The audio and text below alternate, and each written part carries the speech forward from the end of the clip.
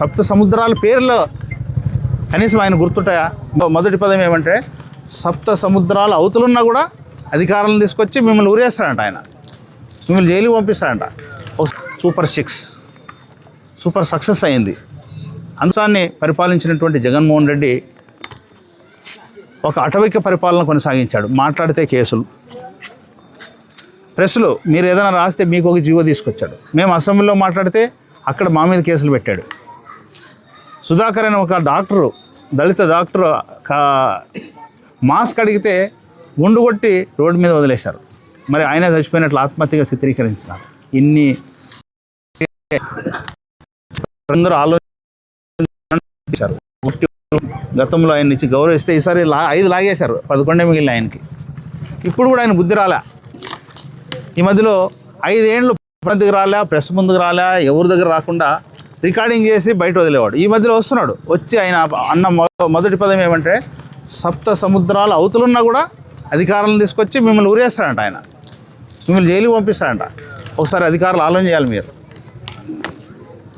మీ ఓట్లు ఉపయోగించుకొని మీ ద్వారా ఆ రోజు లబ్ధి పొంది ఈరోజు మిమ్మల్నే బెదిరిస్తున్నాడు. సప్త సముద్రాల పేర్లు కనీసం ఆయన గుర్తుంటాయా?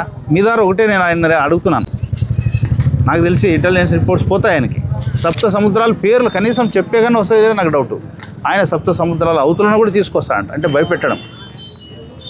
రెండో విచిత్రమైన పరిస్థితి, వైసీపీ నాయకులందరూ కూడా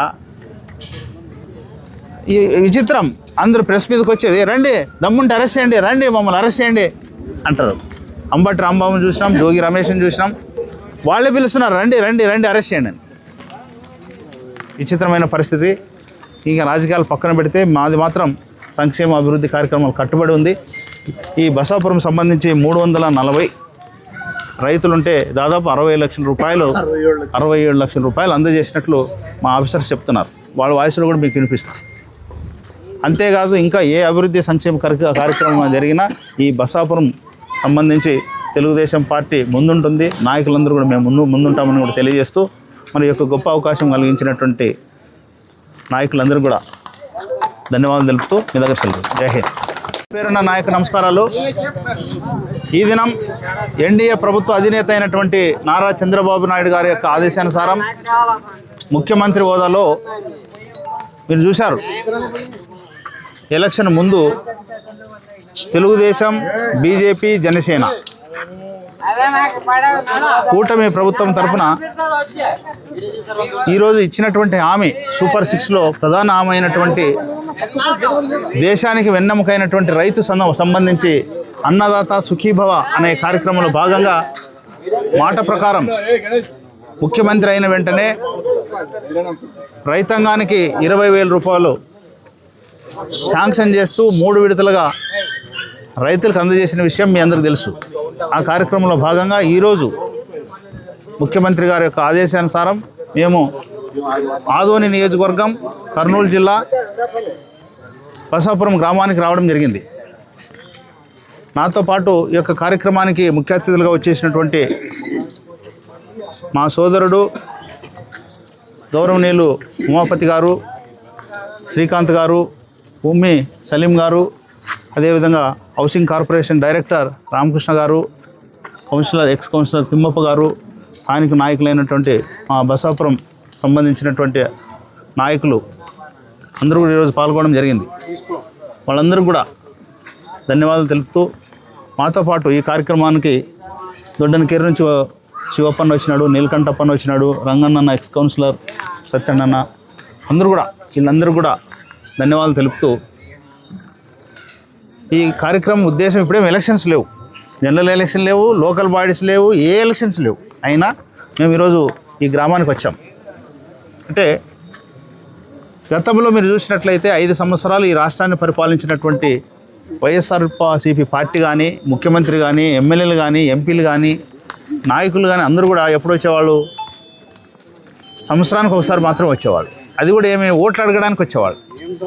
ఓట్లు వేసుకున్న తర్వాత మరి 5 ఏళ్ళకి వచ్చే అలవాటు కాంగ్రెస్లో కానీ, వైఎస్ఆర్సీపీ కానీ. దీనికి భిన్నంగా తెలుగుదేశం పార్టీ మీ అందరికీ తెలుసు, నిత్యం ఎలక్షన్ లేని ఏ టైంలో కానీ ప్రజల వద్దకు రావడం, వాళ్ళ సమస్యలు తెలుసుకోవడం, పరిష్కారం చేయడం 5 ఏళ్ళు చేశారు, పోరాటాలు చేశారు. మరి ప్రభుత్వం వచ్చింది, ఎవరు కూడా ఇంట్లో ఉండి నిద్రపోవడం లేదు, ముఖ్యమంత్రి నిద్రపోవడం లేదు. ఒకటి తేదొస్తే ఆయన ప్రతి జిల్లాకు పోతున్నాడు, ఆయనే స్వయంగా సంక్షేమ పథకాలైనటువంటి పెన్షన్లు ఆయనే అందజేస్తున్నాడు.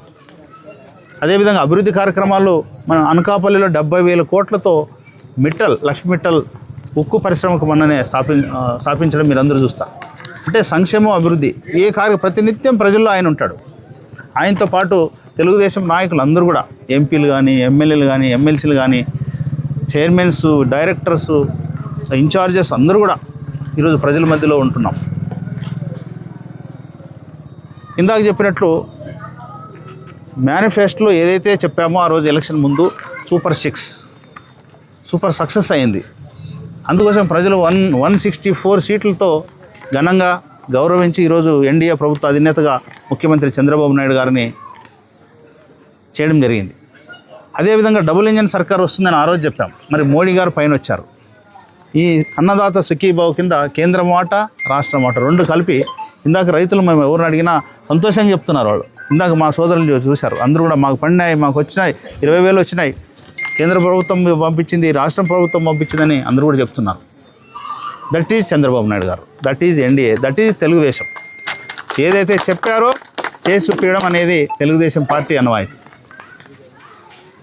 మీ ద్వారా ప్రజలకు ఒకటే విజ్ఞప్తి చేస్తున్నాం.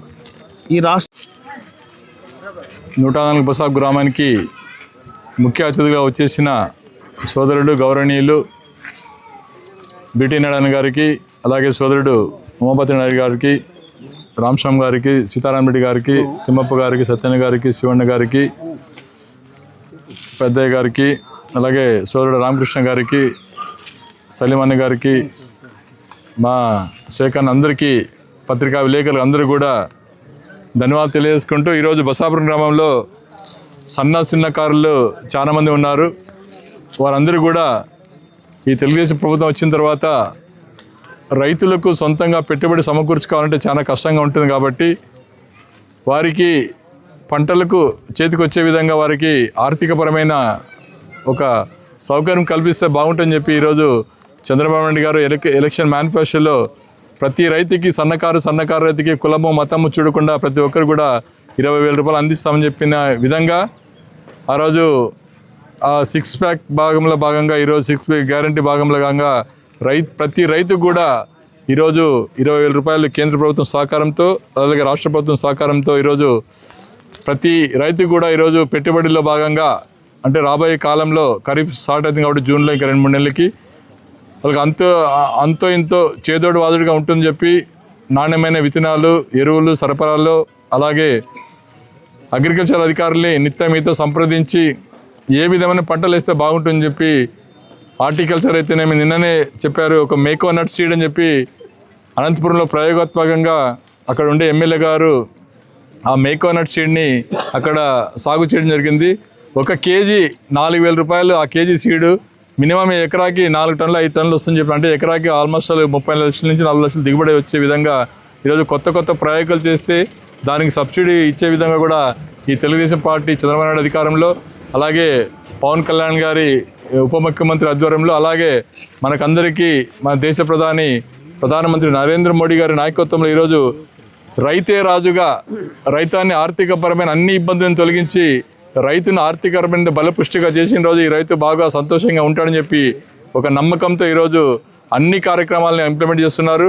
అలాగే హార్టికల్చర్లో అయితేనేమి పామాయిల్ విత్తనాలు కూడా మన ఊరిలో ఆల్మోస్ట్ 11 నెలలు నీళ్ళు ఉంటాయి కాబట్టి రైతులు వరిని మనకి ఎక్కువ గిట్టుబాటు కాబట్టి పామాయిల్ని సాగు చేసే విధంగా కూడా మరి వ్యవసాయ అధికారులైన సుధాకర్ గారు కూడా ప్రోత్సహించాలని చెప్పి, ఎందుకంటే ఇక్కడ ఆల్మోస్ట్ 11 నెలలు నీళ్లు ఇచ్చే సారవంతమైన నీళ్ళు కూడా ఇక్కడ ఉన్నాయి కాబట్టి మీరు దాన్ని కూడా ప్రోత్సహించాల్సిన అవసరం ఎంతైనా ఉందని చెప్పి మరి సుధాకర్ గారికి ప్రత్యేకమైన దృష్టి ఈ ఊరి మీద పెట్టాలని చెప్పి కూడా మనస్ఫూర్తి కోరుతుంది. ఎందుకంటే ఇక్కడ మంచి సారవంతమైన నేలలు, తుంగభద్ర ఎల్ఎల్సి కెనాల్ 11 నెలలు ప్రవహిస్తుంది కాబట్టి ఇక్కడ మీరు ప్రయోగాత్మకంగా ఈ ఊరిని ఎంచుకుంటే ఈ ఊరిలో బాగా శ్రమపడే రైతులు అధికంగా ఉన్నారు కాబట్టి కొత్త పంటలను వాళ్ళకి చూపిస్తే వారు వ్యవసాయంతో పాటు వ్యవసాయ అనుబంధ శాఖలు కూడా మీరు ప్రోత్సహిస్తే ఖచ్చితంగా ఈ గ్రామంలో రైతులందరూ బాగుండి రాబోయే కాలం మీ సంతోషమే చూసే విధంగా ఇక్కడ చంద్రబాబు నాయుడు గారి నాయకత్వంలో పనిచేస్తున్నాం కాబట్టి మీరంతా కూడా రైతులు సంతోషంగా అని చెప్పి మీకు పెట్టుబడి సాయం కింద మన బసాపురం గ్రామంలో 359 మందికి సుమారు